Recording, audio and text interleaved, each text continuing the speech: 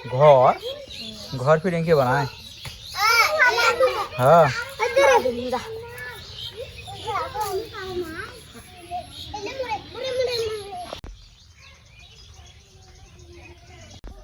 পুকুর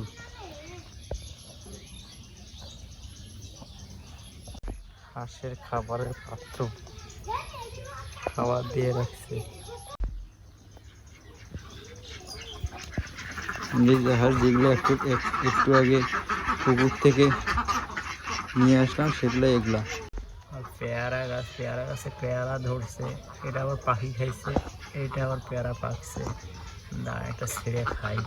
এই কলার গাছটা আবার কলার কি সহকারে ভেঙে পড়ে গেছে, যার কারণে কলাগুলো আর বড় হয় নাই, ছোটোই আছে। তারপরে এই অবস্থায় পাকবে এগুলা, কেননা গাছটা এখনও সতেজ আছে, ভেঙে গেছে, পুষ্টি না পেলেও বেঁচে থাকার মতো পুষ্টি আছে। তা এখানে বড় না হয় এই অবস্থায় পাকবে, খাওয়া হয়তো বা যাবে কিন্তু ততটা তৃপ্তি সহকারে না। যাও যাও যাও যাও ওইদিকে যাও।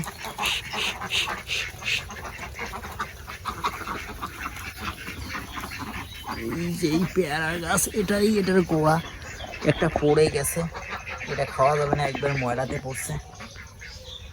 এটা পাকছে, কই গেল? এই যে এটা সুন্দর পাকছে, এগুলো কিন্তু খাওয়া যাবে, অনেকগুলো পাকছে। এগুলো আমি যখন আসি তখন একটু পেড়ে খাই, আর না হলে বাড়িতে ওইরকম ছেলে নাই পেড়ে খাওয়ার মতো। ছোটো বোন ওও গাছে খুব একটা উঠতে পারে বলে, মেয়ে মানুষ তো। এই পেয়ারাটাই পাকছে, যে এটা যেমন এটা এইভাবে এইরকম পাকছে। এই পেয়ারাটা একটু এমনি পোকা না, ভালো পেয়ারা, বাসাবাড়ির পেয়ারা তো। গাছটা কিন্তু এরকম অনেকগুলো পাকছে, যদি পারেন তাহলে সম্ভবত 2 কেজির উপরে হবে, কিন্তু এগুলো চড়া খুব কষ্টকর, গাছটা ছোট গাছ তো। অনেকগুলোই পাকছে আমি দেখতেছি, এগুলো সবগুলো পড়ে যাবে, যেমন আগেরটা পড়ে গেছিলো এই যে মাটিতে নষ্ট হয়ে গেছে, ঠিক তেমনই। অনেক কষ্টে 3টা পারছি, আর এগুলো নষ্ট ধামধাক্কা পড়ে গেছে, গিয়ে নষ্ট হয়ে গেছে। ছাগলও পেয়ারা খাবে, ছাগলকেও দিই, তা তুইও খা।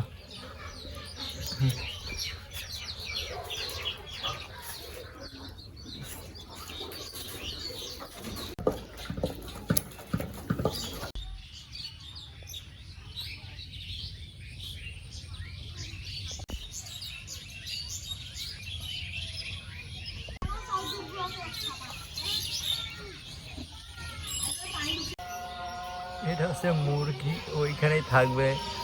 হচ্ছে আমের গাছ বাসার ভিতরে, কিন্তু এরা থাকে হচ্ছে গাছে।